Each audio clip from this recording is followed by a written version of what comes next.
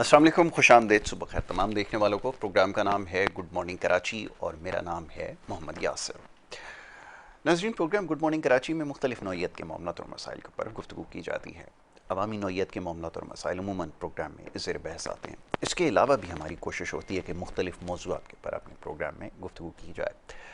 और आज थोड़ी सी तमहीद जो है वो कम बांधूंगा, क्योंकि आज एक बड़ा ख़ास मामला और मौजू है जिसके ऊपर हमने गुफ्तगू करनी है। वैसे तो हालात हाज़रा के ऊपर भी यकीनन गुफ्तगू की जाएगी और ख़ास तौर पर जो मुआशी मामलात हैं वो ज़ेर बहस आएंगे। ताहम उससे पहले एक बड़ी एक ज़रूरी चीज़ मैं समझता हूँ कि जिसके ऊपर अमूमन प्रोग्राम्स में बात कम होती है। पाकिस्तान में जो हम देख रहे हैं कि जिस तेज़ी से खेल, ख़ास तौर पे खेल और खिलाड़ी दोनों ज़वाल पजीर हो रहे हैं, उसकी क्या वजूहात है। अभी क्रिकेट की टीम का ही आप हाल देखें, किस कदर बुरी परफॉर्मेंस जो है उसकी नज़र आ रही है। कितने जतन करने के बाद, कोशिशों के बाद फिटनेस कैंप लगाएगा और न जाने क्या कुछ नहीं किया गया, और उसके बाद जो परफॉर्मेंस है वो आपके सामने। बहरहाल, इसको एक तरफ रखते हुए, क्योंकि ये एक वाहिद स्पोर्ट्स जो पाकिस्तान में रह गया है, इसके अलावा और बहुत सारे दीगर स्पोर्ट्स हैं जिसमें पाकिस्तान ने बेपनाह नाम बनाया माजी में। अभी हालिया दिनों में मैं देख रहा हूँ मार्शल आर्ट का अब हर जगह चर्चा हो रहा है। हर शख्स मार्शल आर्ट की बात कर रहा है। पाकिस्तान के एक मार्शल आर्ट के खिलाड़ी हैं, उन्होंने अभी कोई फ़ाइट जो है दुबई में कोई मुकाबला हुआ जो जीती। बहरहाल, मेरा ये कतई मकसद नहीं है। ये प्रोग्राम के अंदर आज मैं ज़रा चाहूँगा इस हवाले से बात की जाए कि ये जो खेल है हम इसको किस तरह मुतासर कर रहे हैं, और ख़ास तौर पे जो मार्शल आर्ट्स इसको। तो आज इस हवाले से बात करने के लिए बड़े ख़ास मेहमान स्टूडियोज़ में मैंने यहाँ पर मधु कर रखे हैं। अगर मैं उनका तारुफ़ यहाँ पे करवाना शुरू करूँ तो मेरा ख़्याल है कि प्रोग्राम जो है वो पूरा गुजर जाएगा। मार्शल आर्ट के एक इंतहाई बेहतरीन खिलाड़ी, एक टीचर, दानिश खान साहब, जो कि एक मार्शल आर्ट रिसर्चर हैं। पाकिस्तान में शायद कोई ऐसा शख्स हो जो मार्शल आर्ट के ऊपर रिसर्च कर रहा हो, और एक बड़े तवील अरसे के साथ इसके साथ आपकी वाबस्तगी है। और ग़ालिबन जब से हम उन्हें जानते हैं तब से हमने उनको मार्शल आर्ट के साथ ही देखा है और उसके ऊपर काम करते हुए देखा है। दानिश खान साहब को मैं खुश आमदीद कहता हूँ। दानिश भाई, बहुत शुक्रिया आपका, बड़ी नवाजिश प्रोग्राम में वक्त देने के लिए। उनके हमरा तशरीफ़ फरमाए जनाब नासिर यास साहब। उनको आप हमारे साथ प्रोग्राम्स में अक्सर व बेशतर देखते हैं। आज सुबह के वक्त उन्हें मधु का रखा है। उनसे मुल्क की जो इस वक्त मुआशी सूरत हाल है जो ज़ेर बहस आ रही है उस पर गुफ्तगू की जाएगी। नासिर भाई को भी खुश आमदीद। नासिर भाई, बहुत शुक्रिया आपका भी प्रोग्राम में वक्त देने के लिए। दानिश भाई, वैसे तो बहुत सारे सवालात जहन में आते हैं, लेकिन मैं चाहता हूँ ज़रा खुलकर आज इसके ऊपर बात की जाए। कोई खेल और खिलाड़ी की तो हमने बात की है, लेकिन मैं जिस किस्म की फ़ाइट्स इस वक्त देख रहा हूँ, और रात को भी हमारी बड़ी तवील इसके ऊपर गुफ्तगू हुई है, मैं इस वक्त थोड़ा सा परेशान हूँ। जिस किस्म का कल्चर हम प्रमोट कर रहे हैं, या मैं ये समझता हूँ कि मैंने आपको जिस मार्शल आर्ट को प्रैक्टिस करते हुए देखा, वो मुझे बहुत ज़्यादा फैसिनेट करती थी। मैं उसकी तरफ आता था, मैं आपसे सीखता था और दीगर लोगों से सीखता था। लेकिन ये जो फ़ाइट कल्चर और ख़ास तौर पे जो कॉम्बैट फ़ाइट्स को जिस तरह बना दिया गया है, जिस किस्म की ख़तरनाक और लीथल फ़ाइट्स हो रही हैं, जिसमें इतनी सीरियस इंजरीज़ जो है वो एथलीट कैरी कर रहे हैं कि एक एक फ़ाइट के बाद करियर ख़त्म हो जाता है, क्या ये मार्शल आर्ट है? पहले तो मैं इसका जवाब तलाश कर रहा हूँ, इसमें ज़रा मेरी मदद कीजिए। बहुत ही ज़बरदस्त आपने सवाल रेज़ किया है, और ये हमारे माशरे का अलमिया बनता जा रहा है कि मार्शल आर्ट, जैसे कि आपने इसकी मिसाल में ऐसे दूंगा कि अगर किसी को ड्राइव करना ना आती हो कार, जी जी। और आप उसकी शौक की वजह से उसको कार दे दें, तो वो शायद थोड़ा बहुत तो गाड़ी चलाएगा, आगे जाके एक्सीडेंट हो ऐसा जाएगा। ही है, बिल्कुल तो ये ऐसा जो इंजरीज को कॉज होती है, इसकी वजह ये है कि जो सिखाने वाले हैं और जो सीखने वाले हैं वो खुद क्लियर नहीं ही। है बिल्कुल ठीक कि है। वो कर क्या रहे हैं। बिल्कुल। देखिए, हमारे यहाँ ट्रेडिशनल मार्शल आर्ट होती है जो कल्चर और ट्रेडिशन को और आपके जो मुल्क का जो इन्वायरमेंट है उसको देखते हुए उसको फैसिनेट करता है। बिल्कुल ठीक है। एक इस तरह की मार्शल आर्ट होती है। एक होती है फुल कॉन्टैक्ट मार्शल आर्ट, जो कि इन चीज़ों से थोड़ी सी बरस होती है। वो थोड़ा अपने आप को अपनी बोन्स के ऊपर, अपने मसल्स को लेकर चल रही होती है। फाइट फुल कॉन्टैक्ट होती है, किसी एक को नीचे गिरना होता है और जैसे को गिरे तो पॉइंट छोड़ दिया जाए, बिल्कुल ठीक है। तो वो फुल कॉन्टैक्ट मार्शल आर्ट होती है। इस तरह हमारे पास एक स्पोर्ट्स कराटे होती है जो कि आप इसमें कहते हैं इंजरी 0% होती है। बिल्कुल ठीक है। सिर्फ अपने पॉइंट लें, जो आपने अपनी टेक्निक की है, स्किल्स की हैं, करके आप पीछे हट जाएं और सामने वाले को मौका दें कि वो शायद दोबारा उठ सके। बिल्कुल ठीक तो है। ये आपके सारे कल्चर पर डिपेंड कर रहा होता है। राइट। ओकिनावा के अंदर कराटे जो है जी। उसे वो कहते हैं कल्चर कराटे, वो वहाँ का कल्चर बिल्कुल है। यानी ठीक कोई शख्स अगर आपसे मिलेगा, सलाम करेगा, आपसे झुके, आपको बार बार सलाम करेगा, आप उसे कुछ काम लेंगे या बात करेंगे या वो आपसे वो काम करेगा, दोनों सूरतों में वो आपका शुक्रगुजार होगा। शुक्रगुजार। तो एक माशरा कायम कर लिया उन लोगों ने। हम ये देखते हैं हमारे मुल्क के अंदर जो लोग मार्शल आर्ट की फेडरेशन में नहीं थे, वो लोग जो गवर्नमेंट बॉडी के साथ एसोसिएट नहीं थे, मौका नहीं मिला, बिल्कुल सही। आज वो आपको एमएमए के अंदर मिलेंगे। सबसे बड़ा ड्रॉबैक हमारे साथ ये हुआ है। सेकंड चीज़ जो ये हुई कि वो जो सीखने वाले लोग हैं वो पैशनेट होते हैं। बिल्कुल सही। बहुत सारे लोग ऐसे हैं जो बेचारे पैसों के लिए आ रहे हैं इस फील्ड के अंदर, बहुत सारे ऐसे हैं जो मार्शल आर्ट की शौक की वजह से आ रहे हैं। बिल्कुल ठीक है। उनको जब एक टीचर ऐसा मिलेगा जो ये कहेगा कि आपको जीतने पे पैसा मिलेगा, आपने सामने वाले को ख़त्म करना है, बिल्कुल ठीक आपने जीतना है, आपने अपने आप को जिस तरह यूज़ कर सकते हो प्रैक्टिस करनी है उसकी, ये उसकी प्रैक्टिस है। आप नोट कीजिएगा कि जो कोच होता है वो चैंपियन होना चाहिए। बिल्कुल सही है। आप एमएमए आके चक्कर लगाने पूरे पाकिस्तान का, जो कोच है वो एमएमए की फाइट की भी लड़ाई नहीं है, ऐसा ही ना है, बाहर ज़्यादातर जाके ना ऐसा ही पाकिस्तान में। बिल्कुल ऐसा ही। तो इससे आपको अंदाजा हो गया कि जो सिखाने वाला है वो तो आपको कार ड्राइव करना भी नहीं सिखा सकता, बिल्कुल सही। तो फिर किस लेवल का एक्सीडेंट होगा आपका। तो ये जो इंजरीज कॉज हो रही हैं इसकी सबसे बड़ी वजह ये है कि सिखाने वाला अहल नहीं है, मार्शल आर्ट नहीं सीखा हो, वो आपको पैडिंग करना सिखा रहा है, ठीक है। किक पैड के ऊपर किक यूज़ करना, पंचिंग यूज़ करना। आप खुद भी ये काम कर सकते हैं फिर तो। बिल्कुल फिर सही। मार्शल आर्ट कहाँ गई? Martial art is education, civilization ना, यहाँ सिविलाइजेशन नजर आ रही है। एजुकेशन तो इतनी दूर है कि आप किसी से बात कर लें तो वो कहते हैं इसी से किसके पास टाइम है यार, रिंग में जीतने जा रहे हैं या बातें करने या पढ़ने जा रहे हैं। दानिश भाई ये बताइए कि ये जो फाइट है, ये मैं तो उसको बिल्कुल एडमायर नहीं करता, लेकिन मैं ये सोचता हूँ कि आज जो पेरेंट्स देख रहे हैं, जो किसी ज़माने में बड़े खुशी खुशी इंस्टीट्यूट में भेजा करते थे कि बच्चा सेल्फ डिफेंस सीखेगा, मजबूत होगा, बोन्स मजबूत होंगी, उसको और बहुत सारे एथिक्स आएंगे, ये तो पूरा लाइफस्टाइल है जो आपकी पर्सनालिटी में जो एक चेंज आया वो तो इसकी वजह से ही आया है यकीनन। लेकिन ये तो सारी चीज़ें अब कहीं बहुत दूर रह गई हैं, और ये जिस किस्म की फ़ाइट हो रही है, मैं तो नहीं समझ सकूँ कि पेरेंट जो है वो अपने बच्चों को अपने इस केज में लड़ने के लिए भेजेंगे कि जहाँ पर उसको पता नहीं है कि उसकी पहली फ़ाइट ही उसकी आखिरी फ़ाइट हो। ये किस किस्म का कल्चर प्रमोट हो रहा है, ये तो ज़रा फरमाएं। यहाँ से देखिए, अगर ये आपके पास अपना कल्चर हो, स्ट्रांगली आप उस पर होल्ड करें, तो मेरे ख्याल से आपको दूसरों का कल्चर अडॉप्ट करने की जरूरत नहीं है। आप खुद ही अपने आप में एंगेज रहेंगे।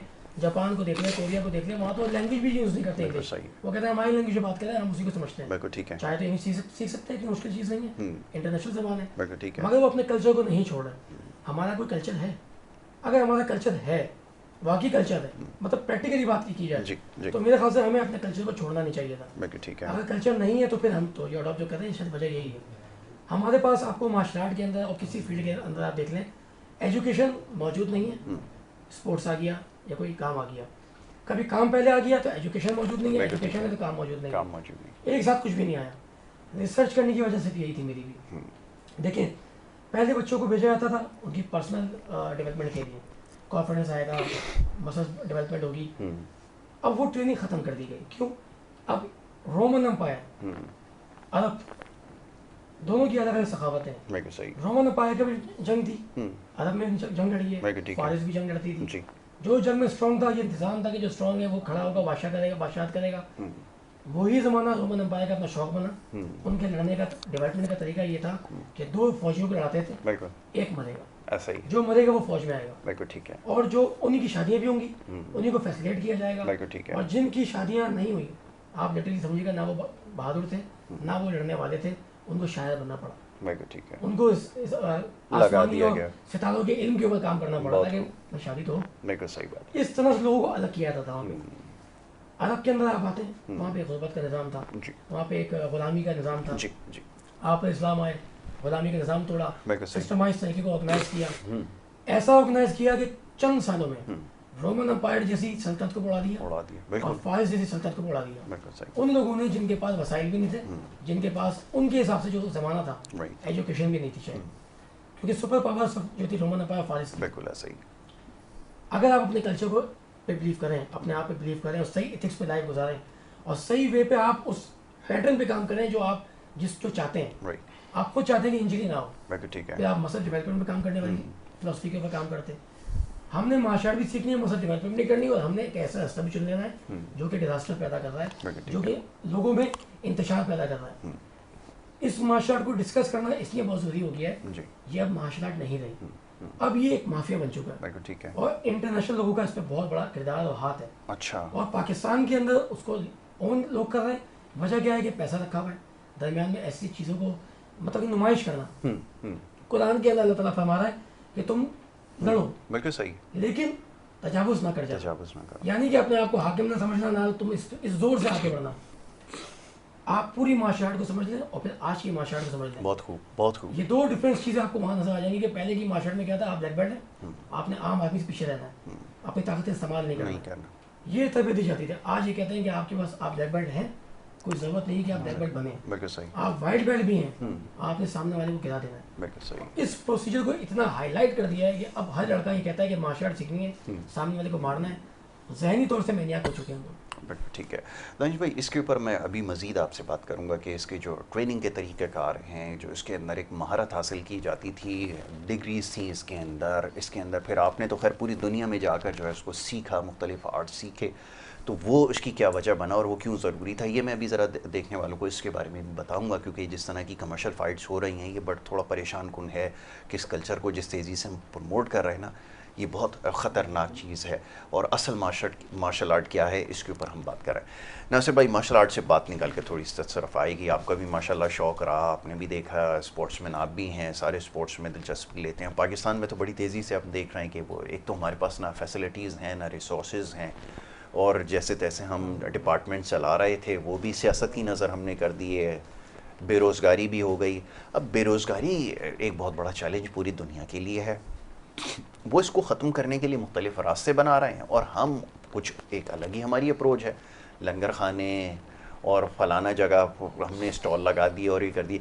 क्या ऐसी इकोनॉमीज चल सकती हैं? और फिर सबसे ज़रूरी बात ये कि एथलीट और ये जो लोग कहाँ जाएं, जो स्किल्ड हैं, जो काम भी करना चाहते हैं, अपने करियर को भी परस्यू करना चाहते हैं, कैसे ये सारा मुमकिन हो? हुकूमत क्या करे इस सिलसिले में? फरमाएं। जी, अस्सलाम वालेकुम जी, बहुत शुक्रिया आपने मधु कि अब बहुत अच्छा टॉपिक चल रहा है और ये एक हेल्दी टॉपिक होना चाहिए प्रोग्राम में, और माशियात या दूसरे मसाइल से हटके ये बात भी होनी चाहिए। मैं खुद बहुत शौकीन रहा हूँ स्पोर्ट्स का, और सारा मुझे जो एक बात शिद्दत से महसूस हुई, मैंने जब स्पोर्ट्स को मैं यूके में होता था शुरू में, अर्ली एज में, ठीक है, जब मैं यहाँ पाकिस्तान आया तो मैंने एक जो शिद्दत से महसूस की कि किसी इलाके में, मैं नाज़िमाबाद में था तो नॉर्दर्नाबाद, कोई स्पोर्ट्स की कोई दूर दूर तक कोई एक्टिविटी नहीं थी। ना स्क्वॉश था, ना टेनिस था, ना आप जॉगिंग कहीं कर सकते हैं, ना टेबल टेनिस की जगह। अब वो घरों में कोई टेबल टेनिस रख ले या मतलब कोई जिम नहीं। तो बात ये, वहाँ जो एक कल्चर जिस तरह से इन्होंने बात की वो डेवलप करते हैं, चूँकि देखें एक हेल्दी बंदा होगा ना, वो हेल्दी सोच लेके आएगा माशरे में, वो स्ट्रॉन्ग होगा फिजिकली, तो उसमें ज़रा सब्र का मादा भी ज़्यादा हो जाएगा। आप देखें जो ये लड़ाई झगड़े में होते हैं, ये जो बिल्कुल कमज़ोर होते हैं, जो कुछ कर नहीं सकते, वो फिर अल्टीमेटली लड़ाई झगड़े पे आ जाते हैं। तो ये जो नई नस्ल जो बढ़ रही है, उसको स्पोर्ट्स एक्टिविटी में जिस टाइप की वो चाहते हैं उसमें उनको डालना चाहिए। हर मोहल्ले, हर डिस्ट्रिक्ट पे ये अच्छे अच्छे क्लब्स बने होने चाहिए जिसका फुकदान है यहाँ पर। एक नाज़िमाबाद स्पोर्ट्स बोर्ड ही है, उसके अलावा तो मुझे कोई नज़र नहीं आया कोई ख़ास। तो अब मैं कभी ग्राउंड में जाके जॉगिंग कर रहा होता, कभी किधर, अल्टीमेटली मैं ख़त्म हो गया। मतलब मैं कहाँ कब तक करूँ? वहाँ सुबह जाओ तो वो स्ट्रीट डॉग्स होते हैं, वो पड़ जाते हैं, मतलब एक अजीब सा वो वहाँ सिस्टम। देखिए, किसी का दिल है स्क्वॉश खेलने का, वो उसका पैशन है कि उसने स्क्वॉश खेलना है, और बड़े बहुत ही अच्छे लड़के हमारे पास मौजूद हैं। किसी का दिल है उसने टेनिस खेलनी है, किसी का दिल है उसने टेबल टेनिस खेलनी है, बिलियर्ड खेलना है उसने, मतलब स्पोर्ट्स की वैरायटी है पूरी। मार्शल आर्ट की तरफ किसी ने लेकिन उसको वो जब नहीं मिलेगी जगह तो वो क्या करेगा? वो फिर एक माशरे में एक मतलब एक सही एक हेल्दी जो है वो नहीं आएगा बंदा। तो बात यह है कि जब आप एक जैसे अभी हम ओलंपिक्स देखते हैं या दूसरे गेम्स देखते हैं, जो एशियन गेम्स या और भी, तो उसमें जी फलाने मुल्क ने 250 मेडल जीत लिए, फलाने मुल्क ने जो है 50 मेडल जीत लिए। पाकिस्तान एक मेडल भी नहीं जीत गया था, ना सिल्वर, ना ब्रॉन्ज, ना गोल्ड मेडल, तो भूल जाए। और टीम स्पोर्ट्स में वो करके तो आप एक ही गोल्ड मेडल जीत सकते हैं। एक आध कोई अगर, अच्छा वो हॉकी एक था हमारे पास, वो भी खुदाफिज हो गया। अच्छा, तो बात यह है कि चूंकि वो लड़के हेल्दी बन ही नहीं रहे, उनको एक ही सोच की गई है कि बस बड़े हो, मोटरसाइकिल चलाओ, फूड पांडा बांटो, या इधर उधर करो, या पढ़ लिख के इस मुल्क को छोड़ जाओ। वो फिजिकली स्ट्रांग नहीं होंगे तो नस्ल भी फिजिकली स्ट्रांग नहीं होगी। तो हमारी अब वहाँ पे नस्लें भी फिजिकली स्ट्रांग हो रही हैं, यूरोपियन है या अमेरिकन है, या जो अब जापानीज, कोरियन, इंडियंस, बिल्कुल ऐसा ही, इंडियंस भी बहुत स्ट्रांग हो रहे हैं, बहुत ज़्यादा स्पोर्ट्स को बाकायदा। तो हमारे यहाँ जो है ना वो चीज़ ख़त्म हो रही है। अब देखिए मुझे वाटर पंप पे याद है वो एक हाजी साहब ने अपना वो बनाया हुआ था स्पोर्ट्स का सारा बनाया हुआ था, वो भी अब जिम्नेजियम था बड़ा मशहूर, ऐसा ही है। जी जी, वो भी एब्सोल्यूट हो। बात यह है कि ये क्यों नहीं हो रहा कराची में स्पेशली, और कराची वो शहर है जो इसमें होना चाहिए, मस्ट होना चाहिए, ताकि वैरायटी जब लोगों के पास होगी तो वैरायटी काम होंगे। ये माशी लिहाज से बेहतर है, ये नहीं कि हर बंदे ने सिर्फ बिजनेस ही करना है या हर बंदे ने जी दुकान खोलनी है या वो मोटरसाइकिल ही चला। वैरायटी जब होगी तो वैरायटी काम, इसमें बहुत स्कोप है और बड़ा पैसा है इसमें भी। अगर टेनिस अच्छा खेलने वाला हो या वो, तो मैं कहता हूँ कमाल हो दुनिया के बेहतरीन फुटबॉल है ये जो भी कमा रहे हैं। जी जी, तो वो भाई की बात भी बिल्कुल सही है कि हमारे यहाँ उस टाइप की एजुकेशन ही नहीं है, उस टाइप के कोचेस ही नहीं है जो उसको सही तरह, अच्छा जो पॉलिसी मेकर हैं चाहे काउंसलर लेवल पे हो, यूनियन काउंसिल लेवल पे हो, वो इस चीज़ को रियलाइज ही नहीं कर रहे कि इस तरह से भी एक कौम बनानी है, एक जनरेशन को आपने किस तरह लेके चलना है, या हुजूम की तरह ही बस चलाते रहना, ऐसे ही ट्रीट कर रहे हैं। एग्जैक्टली, आपने बिल्कुल ठीक कहा। दानिश भाई, वैसे तो बहुत सारे मामलात हैं, लेकिन मैं ये सोचता हूँ कि अभी जैसे नासिर भाई ने निशानदेही की, ओलंपिक्स में जाएं, मेडल लें, मैं देखता हूँ जूडो के लिए बड़े ज़बरदस्त एथलीट वो तैयार करते हैं। और एक दो एथलीट से जब मेरी बात हुई, मुझे मौका मिला, तो उन्होंने बताया कि स्कूल लेवल से हमारे यहाँ ये माइंडसेट कर दिया जाता है, बना दिया जाता है कि हमने यूनिवर्सिटी लेवल के ऊपर compete करना है और वहाँ से फिर जब हम निकलेंगे तो मुल्क को रिप्रेजेंट करेंगे जूडो में, मार्शल आर्ट में, बैडमिंटन में और इसमें और दीगर स्पोर्ट्स में, पर्टिकुलरली जूडो। और इसके अंदर अब तो बहुत सारे ऐसे वो आ गए हैं सेगमेंट्स ओलंपिक के अंदर, जिसके अंदर जैसा भी नासिर भाई कह रहे थे, वो कम से कम 6-6, 8-8 मेडल ले जाते हैं। उसके ऊपर तैयारी होती है, वहाँ पे ऑर्गेनाइजेशनल एक स्ट्रक्चर है, इंफ्रास्ट्रक्चर उन्होंने डेवलप किया। हमारे पास तो ये चीज़ ना पहले थी, और अब तो सिचुएशन में आपसे ही ये जानना चाहूँगा कि क्या है, कैसे तैयार करेंगे एथलीट को, पोटेंशियल है या वो भी ख़त्म हो गया, ये फरमाएं। देखिए, सबसे पहले तो मैं इस बात को यहाँ से समझता हूँ कि मुझे बात बताना चाहिए कि पाकिस्तान एक ऐसा मुल्क है जहाँ की ज़मीन के अंदर से टैलेंट चैम्पियंस निकलते हैं। बिल्कुल सही है। इस वक्त हैदर अली नाम के हैं जो कि केपी के पेशावर से ताल्लुक़ है, इतना आउटस्टैंडिंग फाइटर मैंने नहीं देखा। फुकदान क्या है, बैकग्राउंड वीक है, पैसा नहीं है, बिल्कुल सही है, वसाइल नहीं है, इतने खूबसूरत अदब वाले फाइटर मौजूद नहीं है पूरी दुनिया में कहीं शायद। बिल्कुल ऐसा ही है। अजमल खान है, कराची से ताल्लुक़ है, हमजा खान है क्योंकुशन कराटे के, इतने बेहतरीन टैलेंट मौजूद हैं, मगर फैसिलेट करने के लिए हमारी हुकूमत ना अहल होने के साथ साथ आसिर है कि वो किसी की इमदाद कर सके। फ़ंड आता है काउंसिल के अंदर भी, आप चाहे देख लें, जो लोग होते हैं जिनको जहाँ मिलता है वहाँ से वो अपना पैसा लेके, अपना हिस्सा लेके, उनका हक है जैसे वो लेके अपने साइड हो जाते हैं, उस जगह को यतीम छोड़ देते हैं जिस जगह भी छोटा सा इवेंट करवा दिया, लड़कों ने दोबारा फाइट की, दोबारा इंजर्ड हो गए। अजमल खान का नाम लिया मैंने अभी आपको, बहुत बेहतरीन फाइटर, अभी एक्सीडेंट हुआ, टांग टूट गई, उसका खर्चा लाखों रुपए का था, जो कि उसके बेचारे पैसे नहीं थे, जैसे तैसे वो अभी भी बैसाखी के ऊपर है। एक चैंपियन जो कोच है, एक चैंपियन जो लड़के कहकर जीतता है कि मुझे एक बार मैदान में छोड़ दो, वो आज बैसाखी पे चल रहा है। इसका ज़िम्मेदार हम आप लोग हैं, ये निज़ाम है जिसे हम ठीक नहीं कर सके, या वो जो ठीक करना चाहते थे, कर सकते थे, उनके वसाइल थे, उन्होंने वो वसाइल का इस्तेमाल सही नहीं किया। सेकंड, बहुत इंपॉर्टेंट चीज़ ये कि हम ओलंपिक की बात करते हैं, ओलंपिक का मतलब क्या है, फ्री ऑफ इंजरी, यानी इंजरी से बिल्कुल फ्री जो है एक ऐसा स्पोर्ट्स वो एक्सेप्ट करते हैं। ये कौन सा स्पोर्ट्स है कि जिसमें इंजरीज हो रही हैं?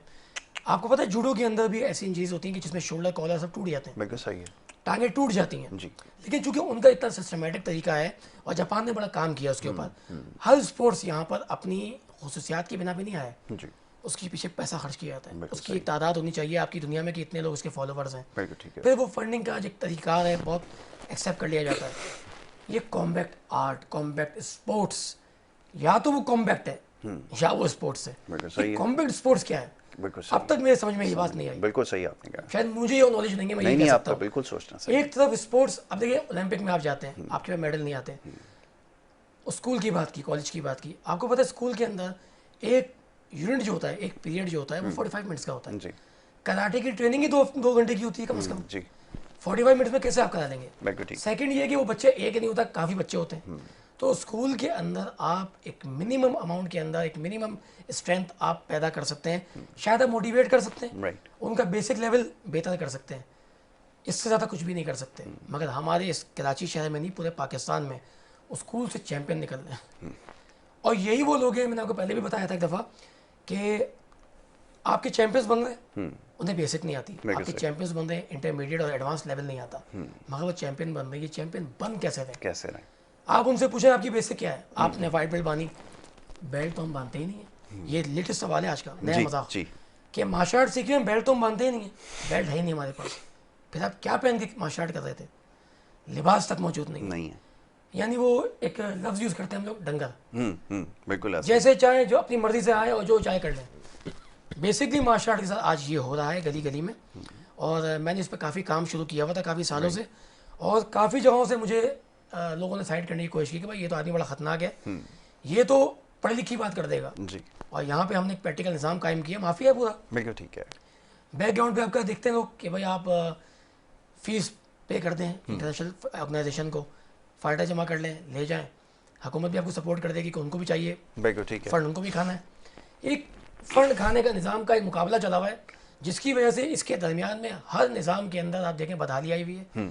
और मैं ये तो नहीं कह सकता किसी को कि चोरों का निज़ाम है, क्योंकि ये बात कहना ऐसा है कि अपनी नेशन को बुरा कहना है। बिल्कुल सही, नेशन बुरी नहीं है, मुल्क अच्छा है, निज़ाम को बेहतर लोगों को आगे लाकर बेहतर करना है। मैं दानिश भाई अभी एक चीज़ और आपसे जिसका तस्करा करूंगा नासिर भाई, आजकल आप देख रहे हैं कि सोशल मीडिया का दौर है। अच्छा, ब्रेक के लिए कह दिया गया है, कहा है कि ब्रेक ले ली जाए और फिर उसके बाद जो गुफ्तगू के सिलसिले को जारी रखा जाए। एक ब्रेक के लिए कहा जा रहा है, एक छोटी सी ब्रेक यहाँ ले रहे हैं और ब्रेक के बाद जब वापस आएंगे तो मौजूद मेहमानों से गुफ्तगू जारी रखेंगे। आप देखते रहिए हमारा प्रोग्राम।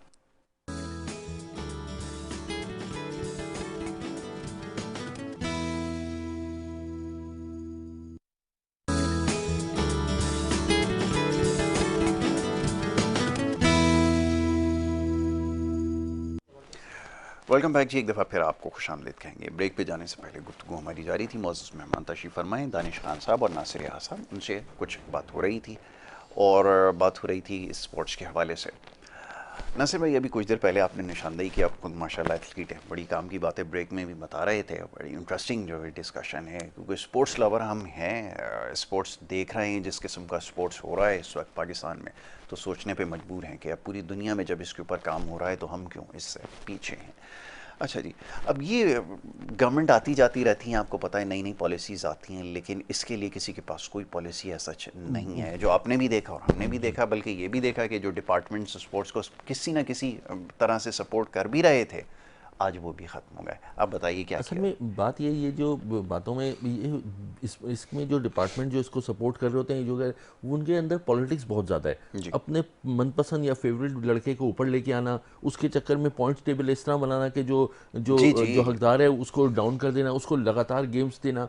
मैं आपको बताऊँ, जैसे मैं एक और बात आपको कहना चाहता हूँ कि एक ये जनरेशन से चलती है स्पोर्ट्स, या एक ख़ास किस्म के लोग होते हैं जो खेल सकते हैं। हर स्पोर्ट्स अलग अलग है। मिसाल तौर पे अगर कोई स्क्वॉश खेल सकता है, वो ज़रूरी नहीं वो कराटे खेल सके। कराटे के लिए लचक चाहिए, अलग चाहिए, जो भी मार्शल आर्ट का सिस्टम है उसमें। अच्छा, इसी तरह से इसमें भी अलग चाहिए, हॉकी में एक अलग सिस्टम चाहिए। तो वो जैसे मिसाल तौर पे मैं आपको जैसे हमारे स्क्वॉश में जहांगीर खान, जानशेर खान, ये वहाँ से अब कंट्री से KPK से, इनके अंदर वो पावर होती है जो आम लड़कों में नहीं हो सकती, वो जनरेशन में पैदा होती है पावर। तो वो न्यूजीलैंड वालों से या दूसरे जो UK आयरलैंड वालों से खेल सकते हैं। उनकी बैक हैंड, फोर हैंड इतनी स्ट्रॉन्ग होती है कि वो उसको संभाल सकें। तो ये हमारे यहाँ ब्रीड पैदा होनी होती। मैं थोड़ी सी जैसे मैंने बहुत स्पोर्ट्स की, मैंने जॉगिंग भी बहुत की, अपना ज़िंदगी बहुत अच्छी गुजारी, क्लब्स की अच्छी मेंबरशिप्स वगैरह लेके मैंने कहा अच्छा, अब जो मेरा बेटा जो है वो बैडमिंटन में इंटर कॉलेजिएट में उसने वो टॉप किया, ठीक है। फिर वो वहाँ पर उसने लाहौर में भी गया, चूँकि वो कराची, और फिर वही बात आती है, पॉलिटिक्स की बात आती है। वो उनको पता था लम्स में कि ये जो है ना ये ऊपर चला जाएगा। वो पॉइंट टेबल इसको लगातार 3-4 गेम खिला के जब खड़ा किया उसको, तो वो एग्जॉस्ट हो चुका था बिल्कुल। तो वो, लेकिन कहने का मतलब है कि स्पोर्ट्स में मेरे बेटे भी आगे बढ़े। टेबल टेनिस में छोटा बेटा है, वो ज़्यादा टेबल टेनिस में बहुत आगे बढ़ा। तो ये अब वो जब कर रहे हैं तो उनके तो ये हमारे यहाँ ये सोचना चाहिए कि sports activity is very important, बहुत ज़रूरी है एक हेल्दी जो है नई जनरेशन पैदा करने के लिए। तो लेकिन ये जो हमारे यहाँ जो डिपार्टमेंट है, इसमें जो ये सारी चीज़ें जो पॉलिटिक्स हैं, इसको हट के कुछ मुल्क और कौम के लिए भी सोच लें। अब थोड़ा सा मेरा ख्याल है कुछ बहुत हो गया, अब एक ऑर्गेनाइज तरीके से सिस्टम को लेके चलें। जी जी दानिश भाई, दो तरह की अब स्पोर्ट्स हैं मार्शल आर्ट के अंदर ना। एक तो वो हो गया जो सोशल मीडिया पे चल रहा है। अब आप इसके ऊपर ज़रा तफसील से मैं चाहूँगा ज़रा बात करें। सोशल मीडिया के ऊपर 2-4 राउंड किक्स लगा ली, 2-4 कुछ ब्लॉक्स वगैरह तोड़ के दिखा दिए और वो हिट हैं, राइट। किसी की दिल आज़ारी ना हो, ये भी हो रहा है ना। तो आप ज़्यादा बेहतर जानते हैं। और एक रियल मार्शल आर्ट वाले जैसे आप हैं, अपनी प्रैक्टिसेस कर रहे हैं, कातार सिखा भी रहे हैं, सब कुछ कर रहे हैं, और फाइट के भी आप नॉर्म्स बता रहे हैं, सब कुछ बता रहे हैं, वो कहीं दूर रह गए। और बहुत सारे तो शायद जानते भी ना हो सोशल मीडिया का, जो वाक़तन इसके ऊपर काम कर रहे हैं। तो ये हो क्या रहा है? अब ज़्यादा गिमिक वाले ज़्यादा आ रहे हैं और उसी को लोग फॉलो भी कर रहे हैं। अगर उसके 70-80 हज़ार फॉलोअर हैं तो वो उसी की राह पर चल निकलें। लेकिन अगेन मेरा जो कंसर्न है वो रियल मार्शल आर्ट है, वो फिर पीछे रह गया। स्टार्ट में जो है ना, इसका जवाब शॉर्ट में देने की कोशिश करूँगा कि तमगा इम्तियाज़ जो है ना, वो बहुत ही बड़ा एजाज़ है, हर किसी को नहीं मिलता।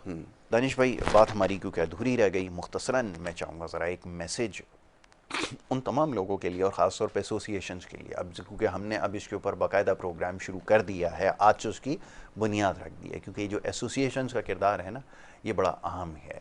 तो इसको इंशाल्लाह आगे डिस्कस करेंगे, मैसेज क्या होना चाहिए, और ख़ास तौर पर उन तमाम लोगों के लिए जो इस तरह के स्पोर्ट्स को प्रमोट कर रहे हैं, जो कि नहीं होना चाहिए। जी देखिए, सबसे पहले तो ये कि एजुकेशन जो आपकी है मार्शल आर्ट की, अगर हम बात कर रहे हैं तो जो भी फील्ड है उसकी एजुकेशन आपके पास होनी चाहिए, ताकि आपको पता हो कि आप कर क्या रहे हैं। सही है। और आपके सीखने वाले, आपके सिखाने वाले जो लोग हैं वो एजुकेटेड हों, उस फील्ड के अंदर एक्सपर्ट्स हों, उस फील्ड के अंदर उनका अपना एक किरदार गुजरा हो, ताकि वो जो सिखा रहे हैं उसके पाबंद भी हों कि हमने किया है, दैट्स वाई हम इस चीज़ को सिखा रहे हैं। ठीक है। इंपॉर्टेंट चीज़ है इस वक्त जो फुकदान है हमारे मुल्क के अंदर, हर चीज़ के अंदर फंडिंग का बहुत इशू है। हम फंडिंग वहाँ लगा रहे हैं जहाँ लगाना नहीं चाहिए, वहाँ भी नुकसान, और जहाँ हम लगाना चाहिए वहाँ नहीं लगा रहे, वहाँ भी नुकसान। तो मार्शल आर्टिस्ट के लिए, स्पोर्ट्समैन के लिए बिलखुसूस मैं अपनी ये कौम के जो हमारे हीरोज़ हैं, जो टैलेंट हमारा अफजाया हो रहा है, उसके लिए मैं ये कहता हूँ कि हमारे पास पाकिस्तान के ना हुकूमत अगर कुछ ना भी करे, मैं तो कहता हूँ हुकूमत करना चाहिए। अगर हुकूमत है, लफ्ज़ हुकूमत मतलब ही जो है अथॉरिटी है, तो उनका ये फ़र्ज़ बनता है, उनके ऊपर ये कानून लागू होता है उनके अपने ऊपर, कि वो सही तरीके से सही डायरेक्शन पे काम करें। हमारी आम आवाम जो कि बिज़नेस से रिलेट करती हैं, बिज़नेस कम्युनिटी से हैं, मैं उनको भी ये मशवरा दूंगा कि हम डिफरेंट जगहों पे जाकर अपने आप को स्पॉन्सर करते हैं, स्पॉन्सर लेके अपने आप को प्रमोट करते हैं। इससे अच्छा कोई प्रमोशन का काम ही नहीं होगा कि आप एक ऐसे मार्शल आर्टिस्ट के ऊपर अपना पैसा लगाएं।